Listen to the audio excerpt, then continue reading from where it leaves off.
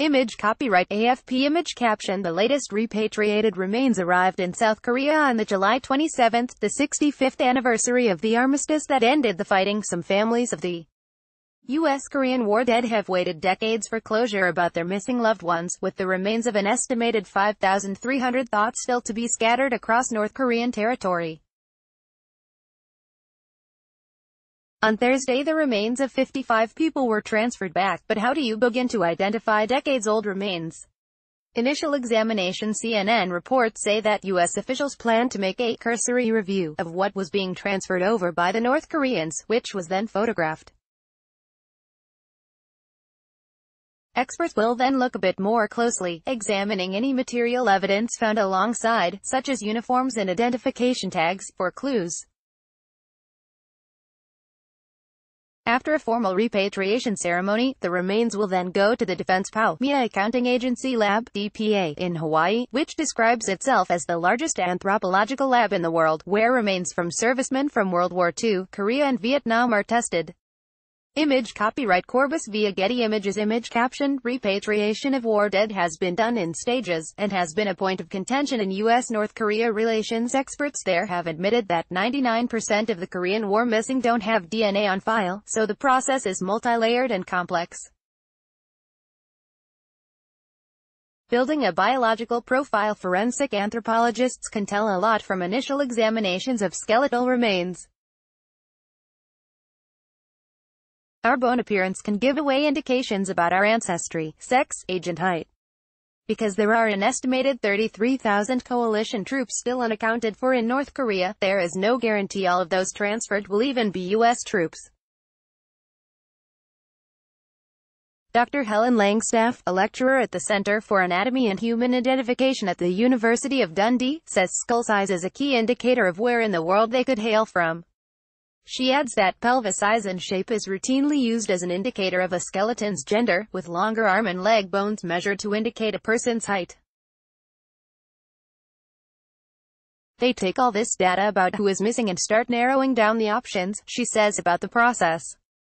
Image copyright University of Dundee, CAHID image caption. Students pictured examining skeletal remains at the University of Dundee, where Dr. Langstaff lectures. If some of the missing are quite young, 18 to 20, then the body starts off with more bones that gradually fuse together to form the bones we'd recognize in an adult. That process might not be complete in some of them that are at that younger age bracket. Personal identifiers. While biological identifiers are still quite generic, there are also other things in skeletal remains that experts can look for on the surface. This can include things like visible surgical implants or the appearance of healed injuries such as fractures, which can be cross-checked with medical records.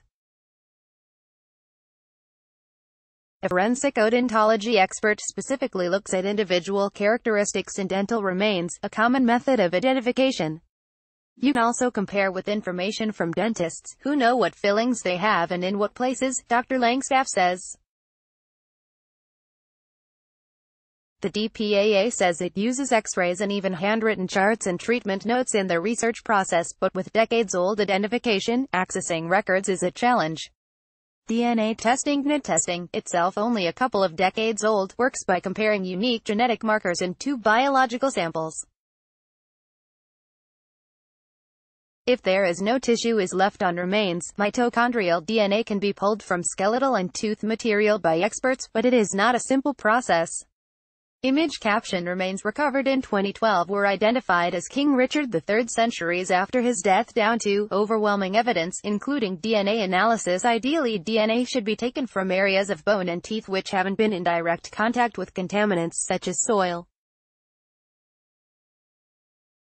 Outside influences such as burning can also affect the quality of the samples. You can get bones that are thousands of years old and are completely fine, and you can get bones that have been in the ground for a matter of a decade, Dr. Langstaff says.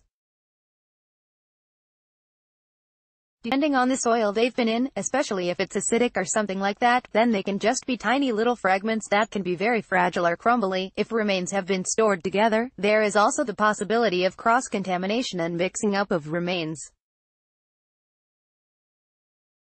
This could mean every piece has to be tested separately, protracting the process. technological development. Huge advancements have been made to the techniques of extracting, identifying and comparing samples in recent years.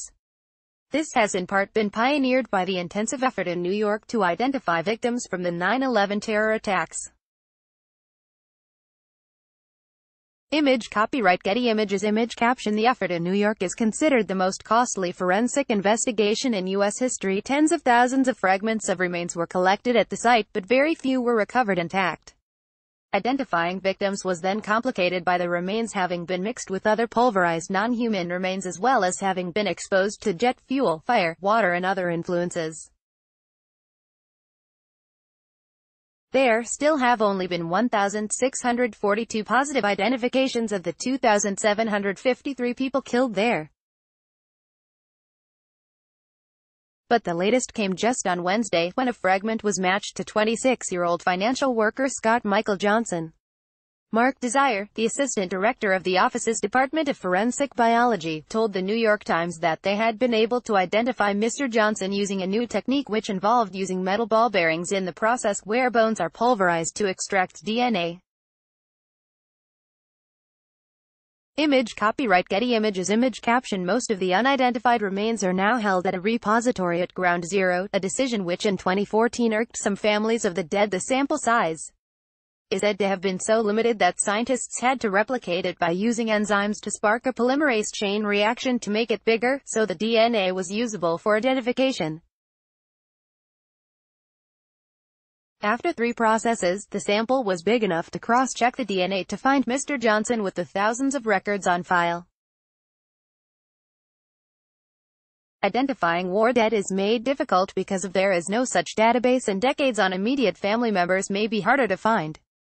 The DPAA office says it uses mitochondrial DNA testing in most of its identification, with sequences compared with family reference samples taken from maternal descendants. These are not perfect for identification though. The organization says that separate evidence must then be used to support the genetic sampling before going through peer review processes and external review by independent experts.